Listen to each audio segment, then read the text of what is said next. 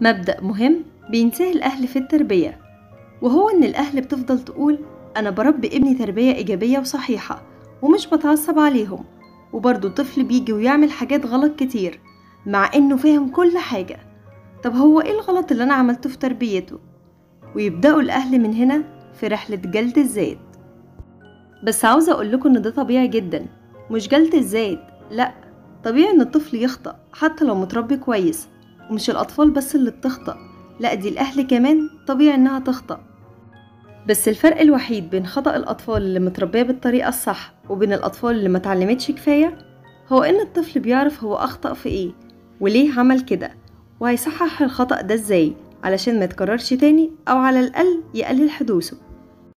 لكن الطفل اللي مترباش بالطريقة الصحيحة ومتعلمش إزاي يواجه المواقف وإزاي يحل المشكلات وما عندهوش الثقة الكافية في نفسه إنه يعترف بخطأه ويحاول يعدل ويصلح، للأسف بيكرر الخطأ ده تاني وأخطاء تانية كتيرة، ونبدأ إحنا نخش في دايرة شكوى لا تنتهي.